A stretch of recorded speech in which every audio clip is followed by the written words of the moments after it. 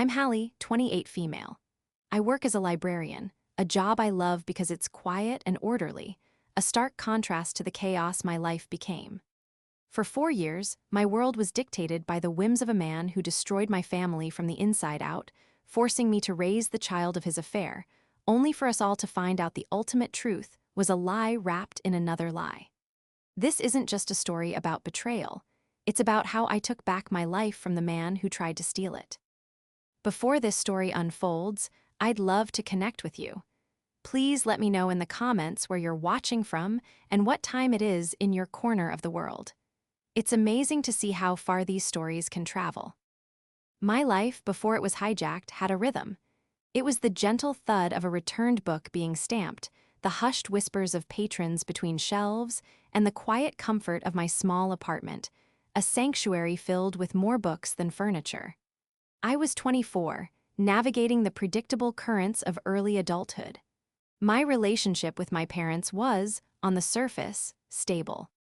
My father, Marcus, was a force of nature, an investment banker who saw the world in terms of assets and liabilities. He was charismatic, powerful, and commanded every room he entered. My mother, Lena, was his opposite. A former university professor from her home country, she was quiet, deeply intelligent, and carried a gentle strength that often went unnoticed beneath my father's booming presence. She had given up her career to raise me in the States, a sacrifice my father never let her forget. He saw it not as a gift, but as her becoming a dependent, another asset he managed. The fragile piece of our existence was built on a foundation of my mother's silent compromises and my deliberate avoidance of my father's controlling nature. I kept my head down, built my own life away from his financial empire, and cherished the moments I had with my mother. Quiet afternoons spent in her garden, speaking in a mix of English and her native tongue, a private world he couldn't enter. It was a carefully constructed, if delicate, balance. Then Chloe arrived, and the balance was shattered. I remember the day with sickening clarity. My father had summoned me to his cavernous, sterile mansion for a family meeting. My mother was already there, sitting ramrod straight on a white leather sofa, her hands clenched in her lap. The air was thick with attention, so profound it felt hard to breathe. Marcus paced in front of the fireplace, his expensive shoes silent on the marble floor. He wasn't a man who hesitated, so his pacing was a performance, a way to build suspense before dropping his bomb. Finally, he stopped and turned to us.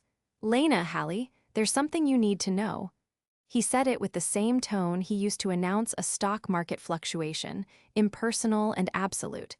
"I've been unhappy for a long time, and I've met someone."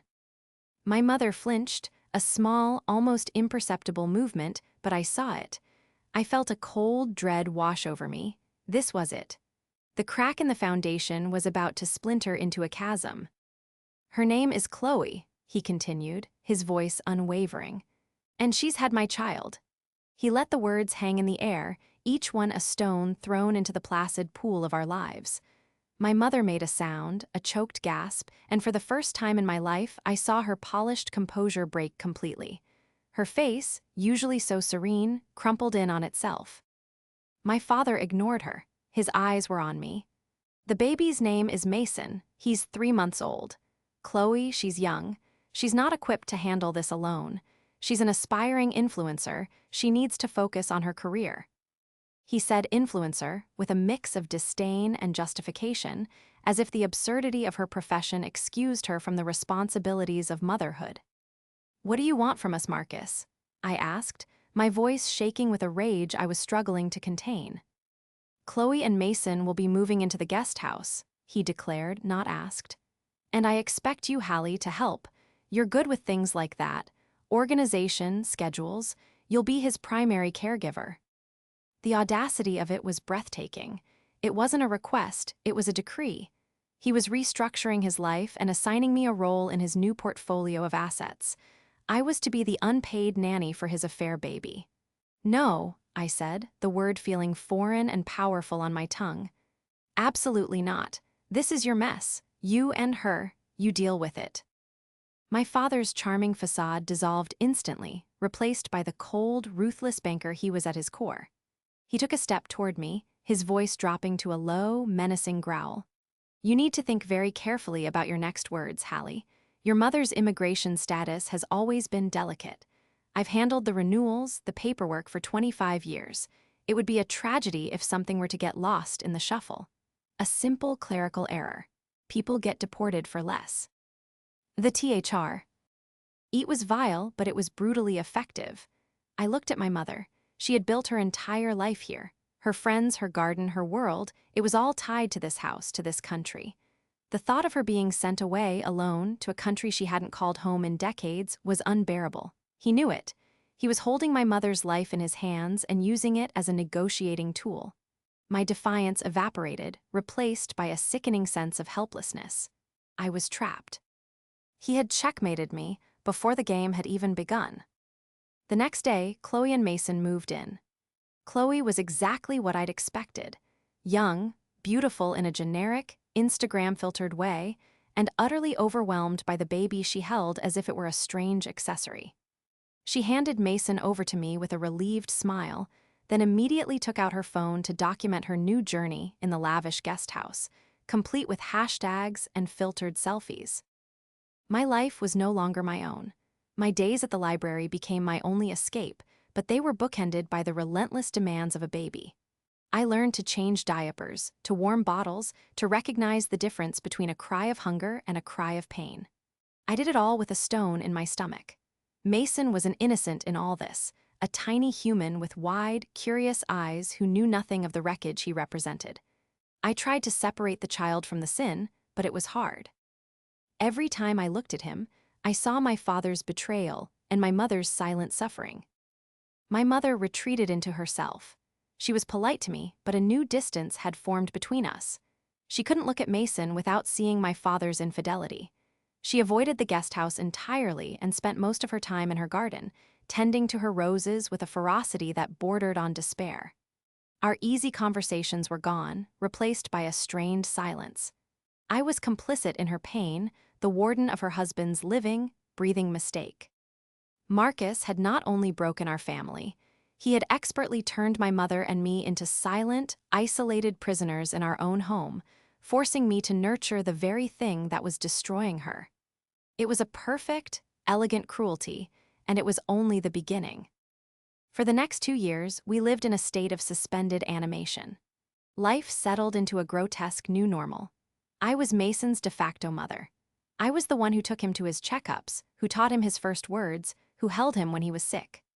Chloe would pop in for curated photo opportunities, posting pictures of herself and Mason with captions like "Mom Life" and "My World," before disappearing for hours to the gym or to meet with her branding consultant. My father, Marcus, observed it all with a detached satisfaction.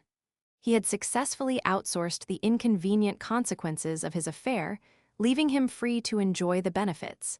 A beautiful young woman in his guest house and a son to carry on his name, all without the messy work of actual parenting. My relationship with my mother, Lena, was the greatest casualty. The easy warmth we once shared had curdled into a polite, painful distance. She saw my care for Mason as a betrayal, even though she knew I was doing it under duress. To her, I was enabling Marcus's new life. We'd have stilted conversations in the kitchen, her eyes always drifting away, unable to meet mine for long. The unspoken accusation hung between us. "How can you hold that child's hand?" The garden became her only confidant. I'd watch from the window as she'd rip weeds from the soil with a silent, tear-streaked fury. My father had not just broken her heart, he had severed the bond between us, isolating her completely. I tried to reason with him once, a few months into the arrangement. I found him in his study, reviewing stock portfolios. "Dad, we can't keep living like this," I said, my voice trembling slightly. "Mom is miserable. This isn't a family, it's a prison." He didn't even look up from his screen. "Your mother is being dramatic, and you are doing what's necessary. This is about legacy, Hallie, about family continuity. Mason is a part of that. It's time you both accepted it." He dismissed my plea with the wave of a hand, as if I were a junior analyst questioning his market strategy. There was no empathy, no remorse. There was only the bottom line. The day my world truly shattered began like any other Tuesday. I had just dropped Mason, now a babbling toddler, at his daycare. I was looking forward to the quiet sanctuary of the library, a few precious hours where I could just be Hallie, the librarian, not Hallie, the reluctant caregiver. As I pulled back into our driveway, I saw it, a dark, unmarked car parked by the curb. Two men and a woman in official-looking jackets were walking up to our front door. A cold, metallic dread seized me. I knew, with a certainty that defied logic, what was happening. I ran from my car, my heart pounding against my ribs. "What's going on? Who are you?" One of the men turned, his expression impassive. "Ice, we're here for Lena Rojas." My blood ran cold. It was the threat. The vile, monstrous threat my father had made 2 years ago, brought to life on our doorstep. I pushed past them and burst into the house. My mother was standing in the foyer, her face as white as a sheet. The female agent was speaking to her in a low, firm voice, explaining something about an expired visa and a final order of removal. My father stood off to the side, near his study, watching the scene unfold with an unnerving calm. He was an observer, a spectator at his own execution. "No," I screamed, rushing to my mother's side. "There's a mistake. Her paperwork is all in order. My father handles it. Dad, tell them." I turned to him, my eyes pleading. For a fleeting second, I allowed myself to believe this was a monstrous bureaucratic error, something his power and money could fix. But the look on his face told me everything. It was a mask of feigned surprise, poorly worn. He had done this. This was not a mistake. It was a move on his chessboard. He walked over slowly, projecting an air of concern. "Officers, I don't understand. I filed all the extensions," he said, his voice smooth and practiced.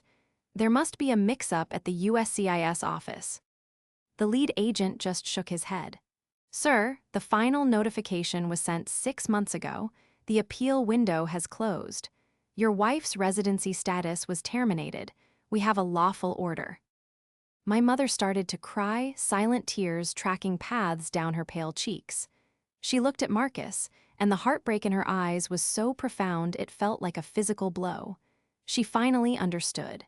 He hadn't forgotten to file the paperwork. He had deliberately failed to file it. He had let the deadlines pass, ignored the notifications, and paved the way for this exact moment. "Marcus, why?" she whispered, her voice cracking. He couldn't meet her eyes. Instead, he looked at me. "It's for the best, Lena. The situation was untenable. You were never going to be happy here anymore." It was the ultimate gaslighting, framing his cruelty as an act of mercy.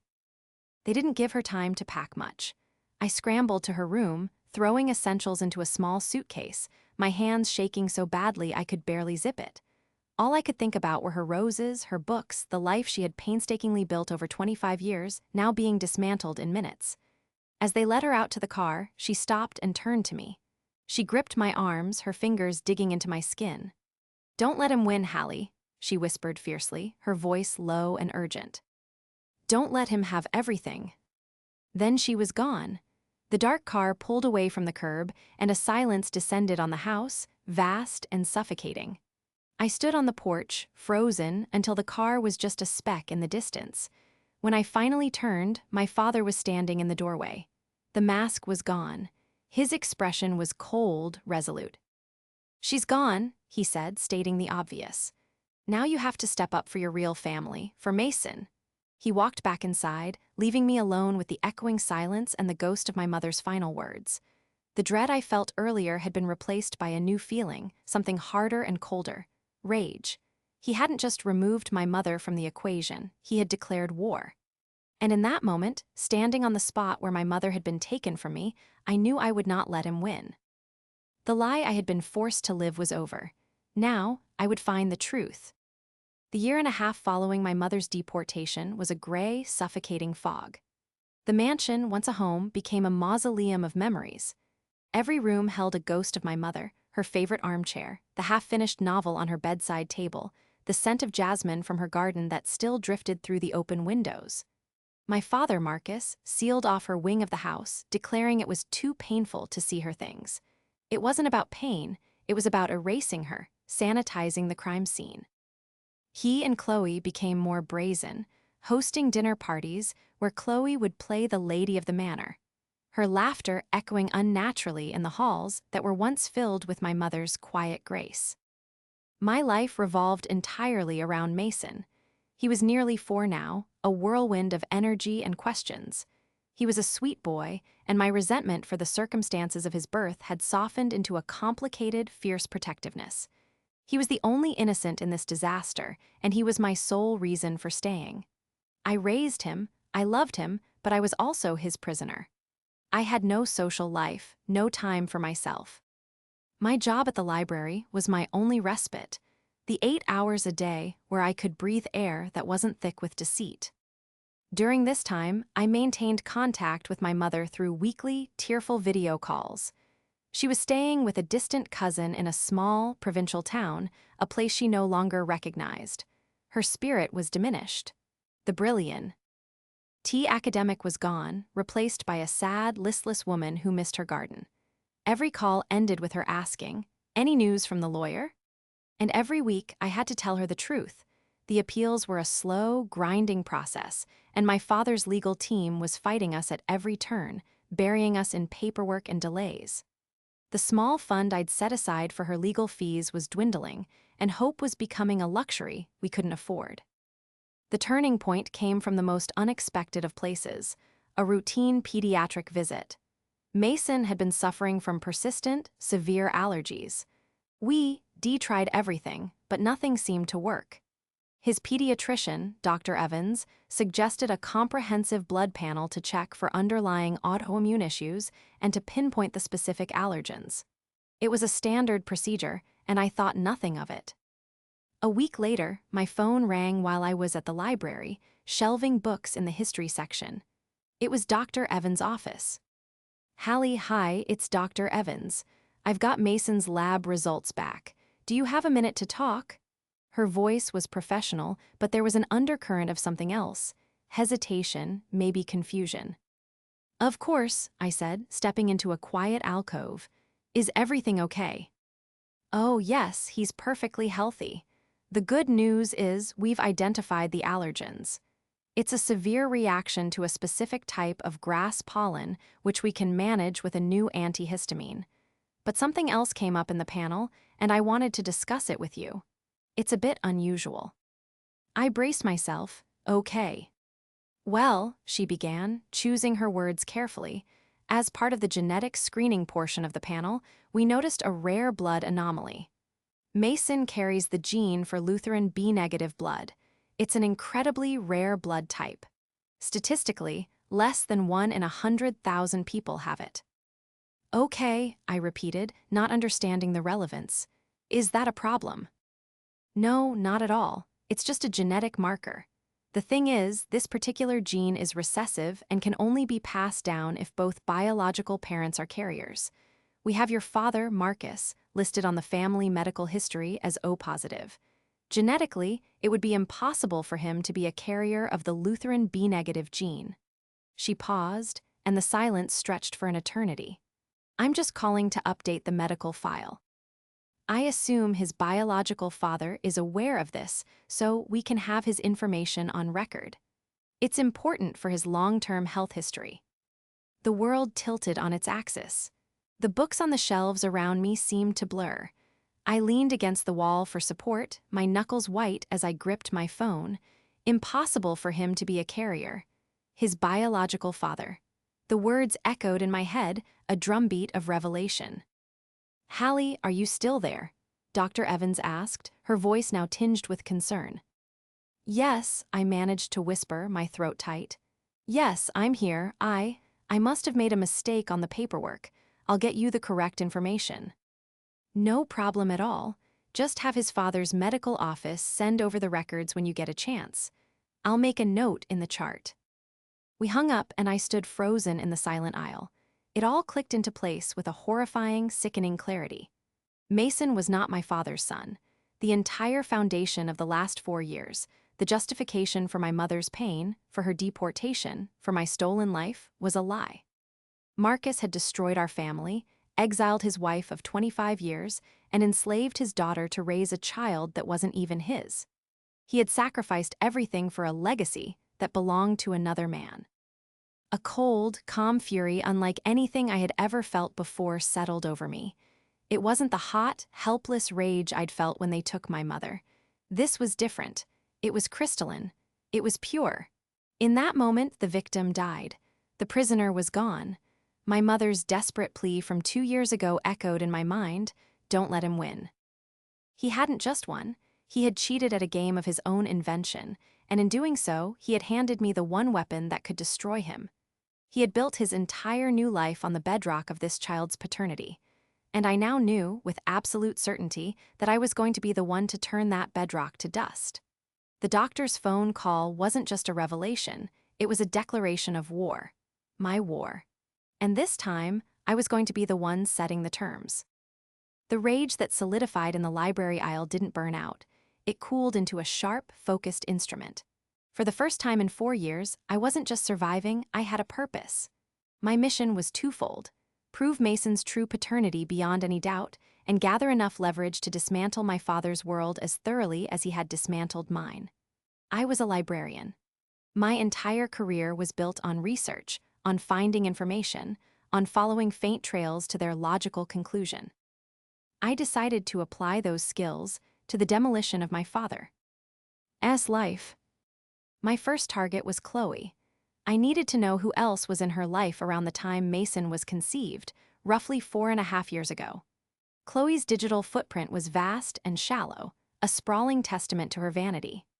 I spent my nights, after putting Mason to bed, scrolling back through years of her social media posts. It was a nauseating journey through filtered brunches, sponsored yoga poses, and vapid captions about living your truth. But buried beneath the mountains of hashtags, I started finding breadcrumbs.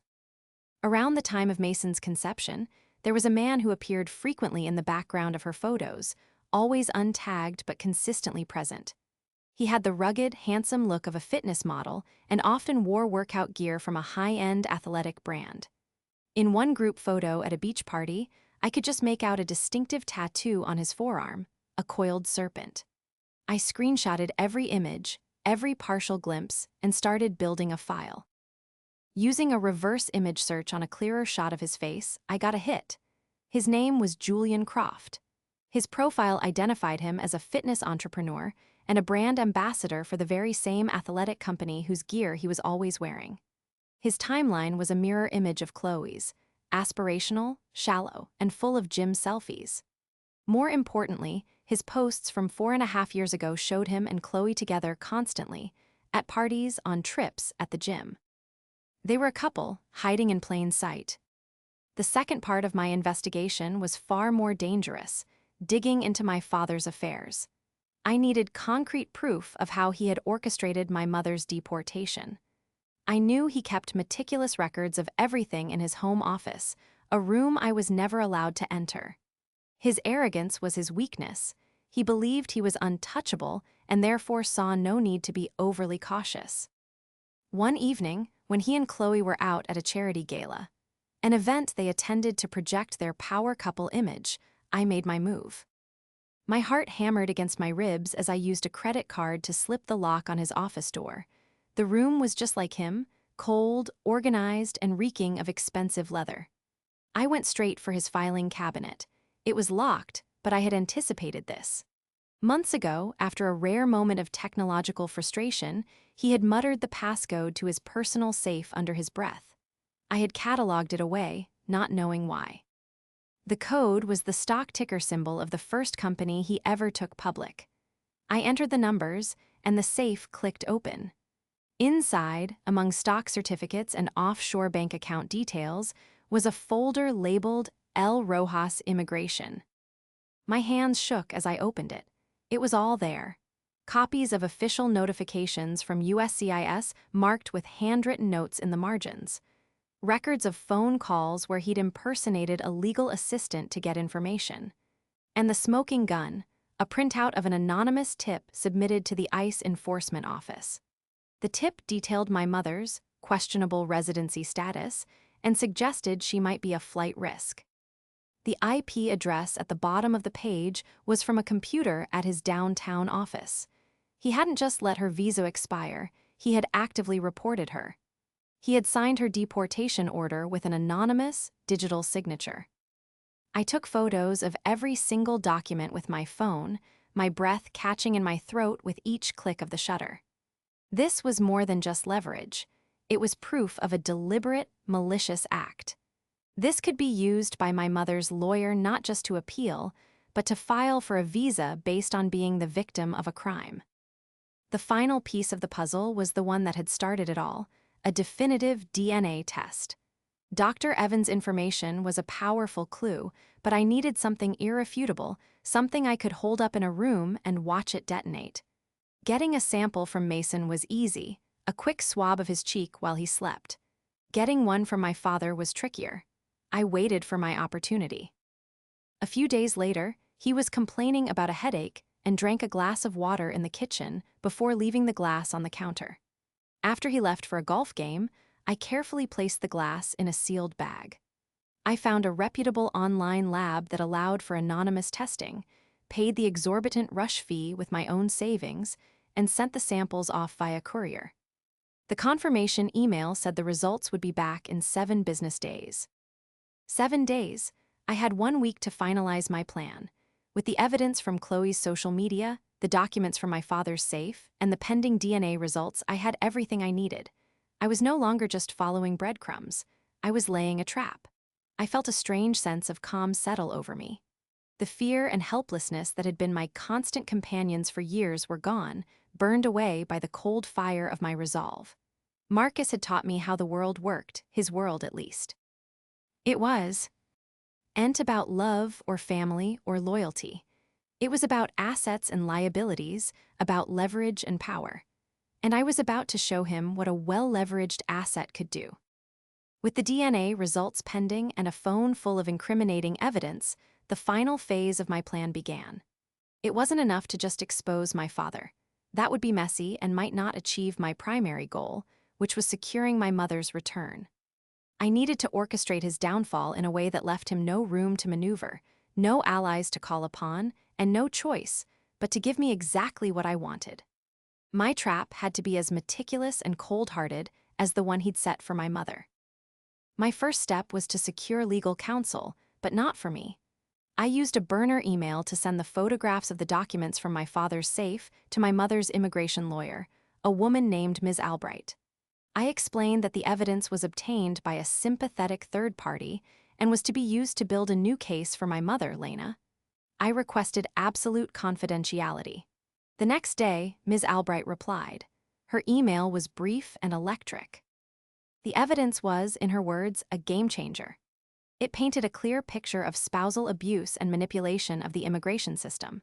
She could file a U-visa petition, which is designated for victims of certain crimes who have suffered mental or physical abuse and are willing to assist law enforcement. My father's actions, she explained, could be construed as a form of witness tampering and obstruction, tied to his financial control over her. It was a long shot, but it was a powerful new angle. The wheels were in motion.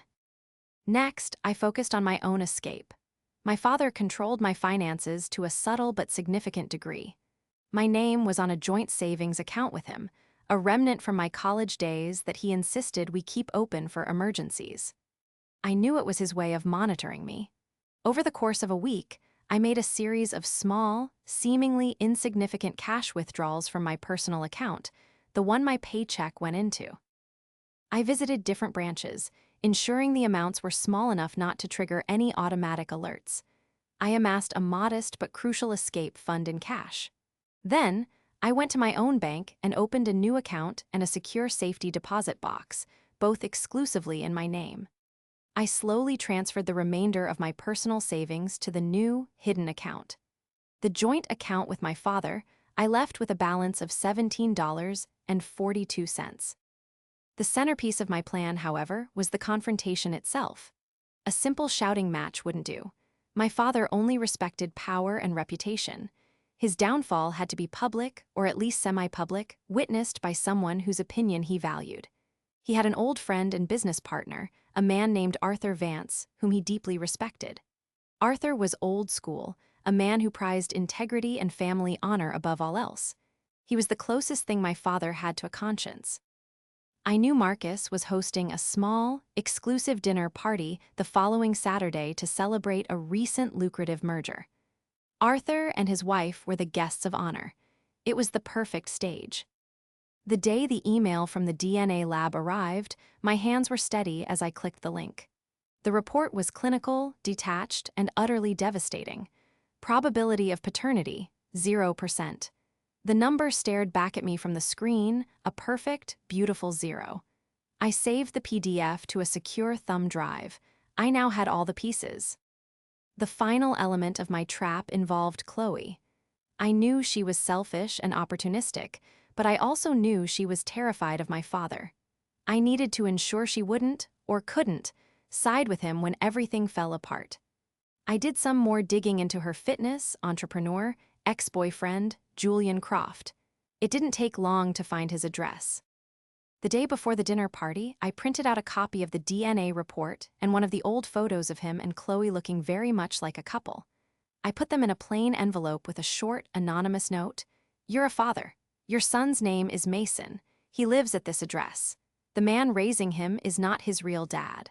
I left the envelope in Julian's mailbox myself. I had no idea what he would do with the information, but it didn't matter.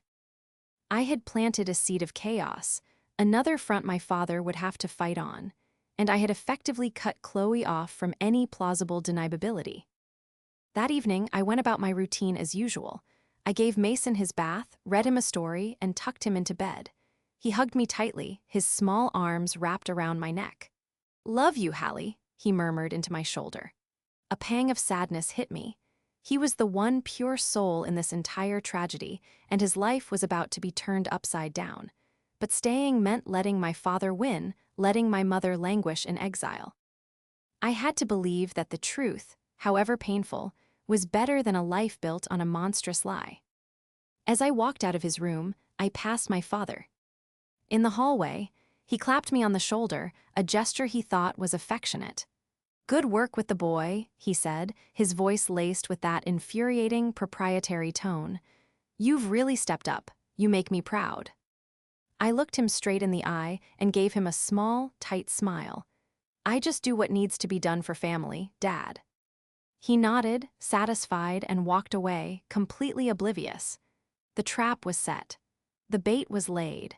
And he was walking straight into it, convinced he was the master of a universe that was, in less than 24 hours, going to cease to exist. The evening of the dinner party, the air in the mansion was thick with the scent of expensive wine and false pretenses. My father, Marcus, was in his element, holding court in the grand dining room, his voice booming as he recounted the story of his latest business triumph to Arthur Vance and his wife, Eleanor. Chloe sat beside him, playing the role of the adoring, beautiful partner, laughing a little too loudly at his jokes. I sat opposite them, a quiet observer, nursing a glass of water. To them, I was just Hallie, the dutiful daughter, the background scenery to their perfect life. They had no idea I was the architect of the evening's main event. I had dressed carefully in a simple, dark dress. I wanted to look composed, serious, not theatrical. In my small clutch purse, I had the thumb drive with the DNA results and the photos from my father's safe. My phone was set to record audio. I ate very little, my stomach a knot of nervous anticipation. I watched the clock, waiting for the perfect moment. It came after the main course.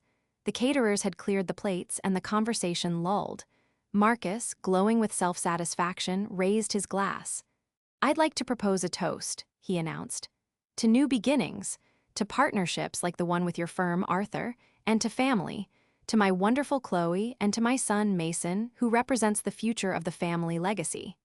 He smiled, a picture of patriarchal benevolence. Arthur Vance, a stern-looking man with kind eyes, raised his glass in return. "To family," he echoed warmly. "There is nothing more important, Marcus. A man is only as good as his word and his bloodline." It was my cue. I placed my water glass down with a soft click that seemed to echo in the sudden silence. "That's a beautiful sentiment, Arthur," I said, my voice clear and steady. Every head turned towards me. It was rare for me to speak up at these events. "But I have a question for my father. When you talk about legacy and bloodline, whose bloodline are you actually talking about? Marcus's smile tightened. Hallie, what are you talking about? Don't be dramatic. I'm not being dramatic, I said, my gaze unwavering. I pulled the small thumb drive from my purse and placed it on the table. I'm being precise. For 4 years, you have used Mason's existence as a tool to control me, a tool to justify getting rid of my mother. You talked about your legacy, your son. The problem is, he's not your son. A shocked silence fell over the table. Chloe's face went white. Arthur and Alina exchanged confused glances. That's a disgusting accusation, Marcus snapped, his face flushing with anger. You're hysterical. Am I? I asked calmly. I turned to Chloe. Chloe, why don't you tell them about Julian Croft, the fitness entrepreneur with the serpent tattoo on his arm, the man you were with right before you suddenly came into my father's life? Chloe began to tremble, her eyes darting between me and Marcus. I don't know what you're talking about. This drive, I said, tapping it with my finger, contains the official results from a paternity test. It confirms, with 0% probability, that Marcus is not Mason's biological father. Which means you, Chloe, lied. And you, Dad, built your entire new life on that lie. You destroyed our family for a legacy that belongs to another man. Marcus slammed his fist on the table, his face contorted with fury. This is insane. You forged this. You've always been a jealous, ungrateful child. And that's the other thing we need to talk about, I continued, my voice as cold as ice. I looked directly at Arthur. My father didn't just move on from my mother. He had her deported. He told everyone it was a bureaucratic mistake, a tragedy. But it was. I described the contents of the file from his safe, the ignored notifications, the deliberate inaction, and the anonymous tip he'd filed himself from his office computer. He didn't just let her go, he actively pushed her out of the country. He threw away 25 years of marriage so he could play house with his mistress, and a child he thought was his heir. Arthur Vance stared at Marcus, his expression shifting from confusion to utter disgust. Alina looked horrified. Marcus, is this true? Arthur asked, his voice low and dangerous. Before my father could respond, there was a commotion at the front. Tea of the house. The doorbell was ringing insistently, followed by loud knocking. The housekeeper, looking flustered, appeared at the dining room entrance. Mr. Marcus, I'm so sorry to interrupt, but there is a man at the door. He's asking for a Chloe. He says it's an emergency about his son. Chloe let out a small, terrified sob. My seed of chaos had sprouted right on schedule. My father looked like he had been struck by lightning. His face was a mask of disbelief, rage, and dawning, horrified comprehension. His empire, built on lies, was collapsing around him in real time, in front of the one man whose respect he craved. I stood up, my legs feeling surprisingly steady. I believe my work here is done, I said to the stunned room. I looked at my father, at the man who had been a titan in my life just minutes before, now reduced to a sputtering, exposed fraud. There was no triumph in my heart, only a quiet, resolute finality. I am leaving. Mason is in his room. His mother, Chloe, can care for him, or perhaps his father, Julian, who is at the front door, would like to. He is not my responsibility. None of this is. I turned to Arthur. I'm sorry your evening was ruined, but some truths are worth more than a dinner party. I walked out of the dining room, not looking back. I could hear the eruption behind me, Marcus's bellowing rage, Chloe's frantic crying, Arthur's cold, cutting questions. I didn't stop. I walked out the front door, past a stunned-looking Julian Croft, and into the cool night air. I didn't have a plan for where I was going, just a bag I had packed and hidden in my car. But for the first time in 4 years, I was free. I hadn't just exposed the truth. I had burned the entire house of cards to the ground. The night I walked out of my father's mansion, I drove until the city lights were a faint glow in my rearview mirror. I checked into a nondescript motel, paid in cash, and turned off my phone. For the first time in 4 years, the only person I was responsible for was myself. The silence in the small, clean room was absolute, a stark contrast to the explosion I had left behind. There was no joy, no sense of victory, just a profound and hollow sense of release. I had detonated the bomb. Now I had to live in the fallout. The next morning, I turned my phone back on. It was flooded with dozens of missed calls and a string of increasingly unhinged text messages from my father. They started with threats of cutting me off financially, then shifted to furious accusations of betrayal, and finally devolved into pathetic, rambling pleas for me to come home and fix this. I read them all with a strange detachment, then blocked his number. I blocked Chloe's as well. I was severing the ties, one by one. My first call was to Ms. Albright, my mother's lawyer. I told her what had happened. She was pragmatic, immediately focusing on the next steps. The public implosion, especially in front of a respected figure like Arthur Vance, was a gift. My father's credibility was shattered. She advised me to stay quiet and let the story spread on its own, which it did with astonishing speed. Arthur, disgusted by Marcus's duplicity, not only severed their business partnership, but made sure the story of the disastrous dinner party circulated through their elite social and professional circles. Marcus wasn't just a cheat. He was a fool, a man who had destroyed his family for a child who wasn't his. In his world, being a fool was a far greater sin than being cruel. The weeks that followed were a blur of legal proceedings and personal rebuilding.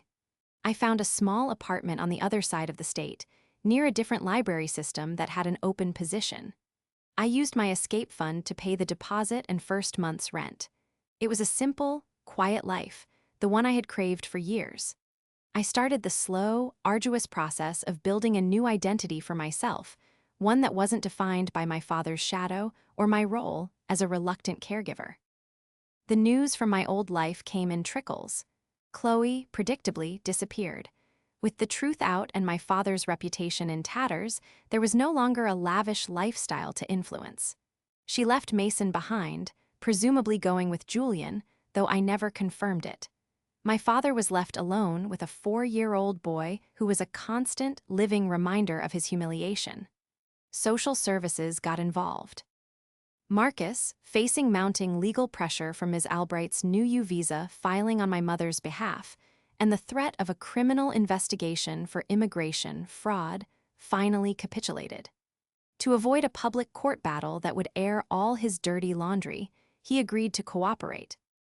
He officially sponsored my mother's U visa, admitting to his role in her unjust removal, and set up a substantial trust fund for Mason, which was to be managed by the state until his biological parents were formally established as his guardians. 6 months after that fateful dinner, I stood at the Arriva LS gate at the international airport, my heart pounding with an emotion I hadn't allowed myself to feel in years. Hope. When I saw my mother, Lena, walk through the doors, she looked older, wearier, but her eyes were the same.